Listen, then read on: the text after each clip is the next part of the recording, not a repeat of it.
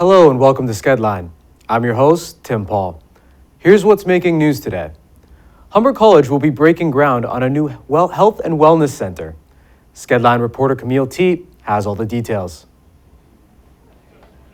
Humber College and PCL Construction announced the grounds break to the new Wellness and Health Center. MPP Mark Grimes was also a part of the effort by linking the city of Etobicoke.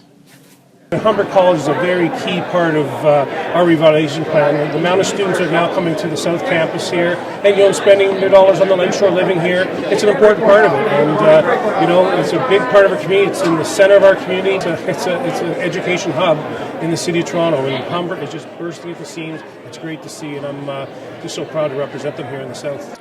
The center is to include a variety of resources catering to all students of different demographics. I think this is an amazing day. This means progress and investment on behalf of Humber College. They had a surplus over the growth of the years, and now they're finally making a difference for the student body. It's a great milestone because what it represents is the beginning of additional investments in the Lakeshore campus to meet student needs through both the Welcome Center and the Athletic Center.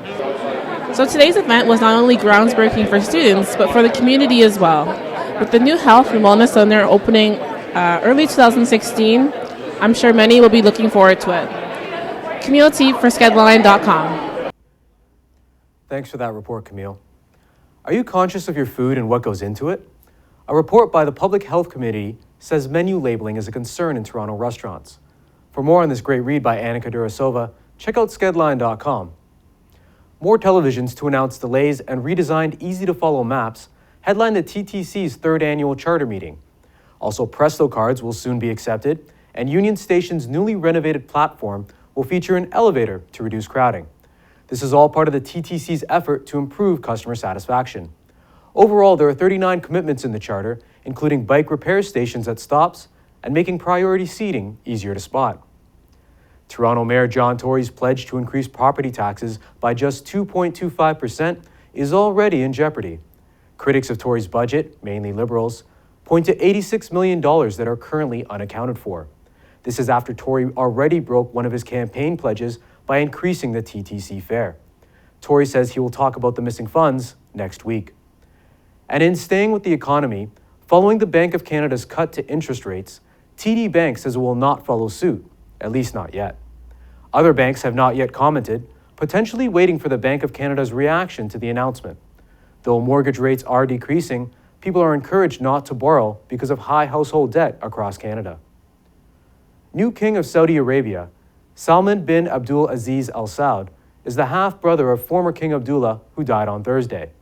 The news comes at a trying time for the country, amidst plunging oil prices and a potential conflict looming with an unstable Yemen.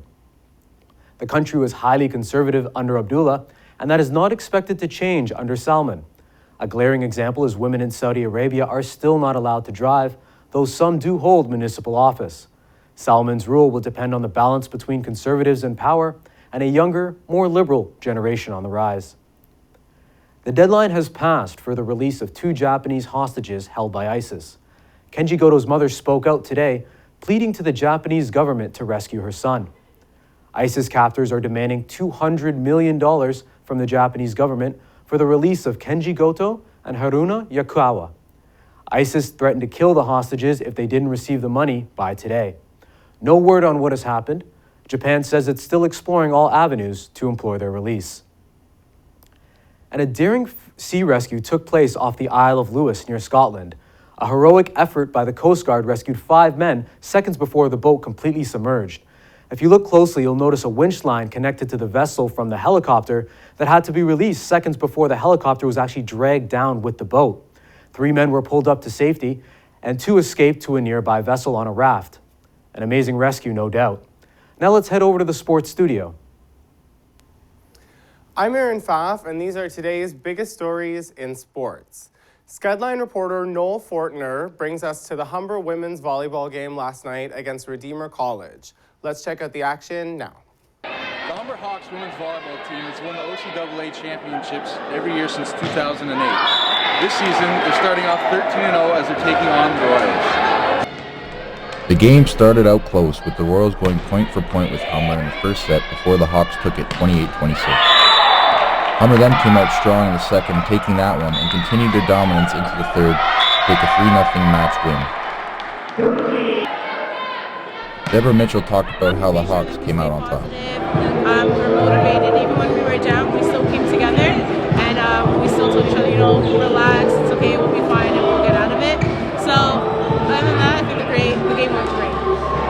Chris Wilkins is in his 18th year as coach at Humber and speaks to his team's success. They seem to have nice kids, but this group, I really believe, really wants it.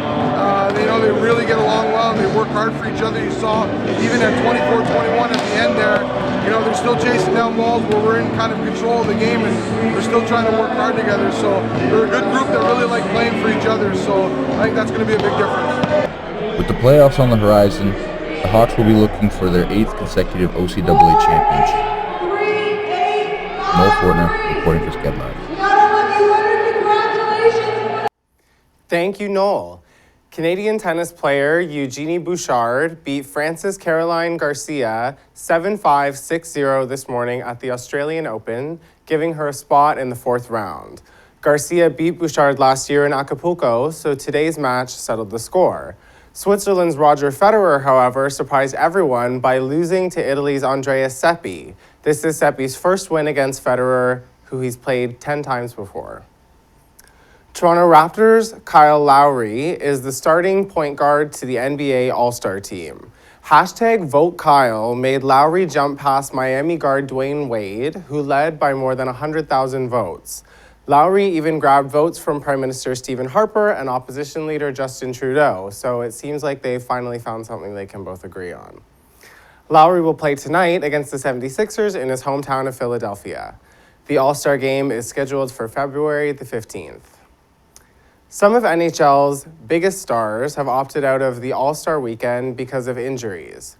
Sidney Crosby, Evgeny Malkin, Eric Johnson, Jimmy Howard, Pekka Rinne, and Sergei Bobrovsky are just some of the players who won't be on the ice. Brian Elliott of the St. Louis Blues will replace Bobrovsky. Aaron Ekblad, Johnny Gaudreau, and Philip Forsberg have also been confirmed as replacements.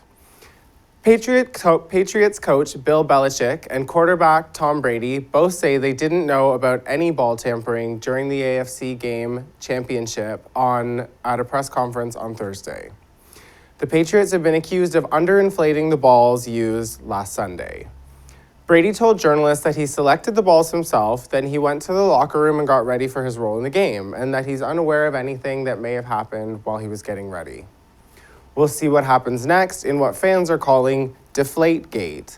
This has been your Sportscast for Skedlive, and I'm Aaron Pfaff. Thanks for the sports report, Aaron. Let's have a look at your entertainment update. I'm Sarah Miller, and this is the Buzz in Entertainment News today. Miss Canada contestant Chanel Beckenleiner showed her roots with her costume that's causing mixed reaction on social media. Wearing a red, white, and black corset, the Caledon, Ontario native posed for the judges in a pair of towering lace-up boots and angel wings made out of hockey sticks. Her costume was then topped off with a white wig and a mini Stanley Cup headpiece. Reactions on Twitter have been mixed, with some saying the costume paints a stereotypical image of Canadians. Others have just called the costume piece bizarre. Canadian filmmakers have marked their spot in the 2015 Sundance Film Festival with a record number of 10 feature films. For the next 10 days, moviegoers can watch a selection of films from Canadians' brightest talent, including Bruce McDonald, Françoise Delis, and Sophie de Raspe. This year, Canada will account for 10% of the overall selection, coming after the United States and the United Kingdom. Two of the remaining members of the hip-hop group TLC has exceeded their goal of raising $150,000 for a final album with help from their fans and celebrities, including Katy Perry, who donated $5,000. Group member Tion T-Boz Watkins expressed her gratitude for the support, tweeting Perry and her fans saying thanks. According to Watkins, the campaign gained title of the fastest and most funded pop Kickstarter project in the website's history. Other celebrities who have donated to the cause include Russell Simmons, Soulja Boy, and the boy band New Kids on the Block. Two of Hollywood's hottest superheroes have just made a Super Bowl bet. Captain American star Chris Evans and Guardians of the Galaxy star Chris Pratt engaged in some friendly trash talking on Twitter after the NFL Super Bowl playoffs. But what started as back and forth bickering between friends ended up in a full-blown bet of epic proportions. Evans, who is a Patriots fan, bets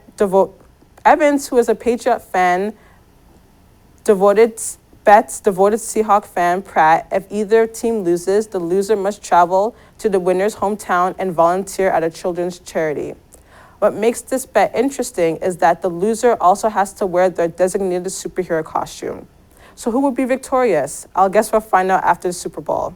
That's all for today's entertainment. I'm Sarah Miller. Now back to the studio. Thanks for that report, Sarah. Camille Teep has your weather for the weekend. Thanks, Tim. Today we are sitting at 0 degrees with a low of -3. The weekend is starting off great with clear skies and a high of +1 with a low of -3. Sunday is going to drop down to -7 with a low of -10.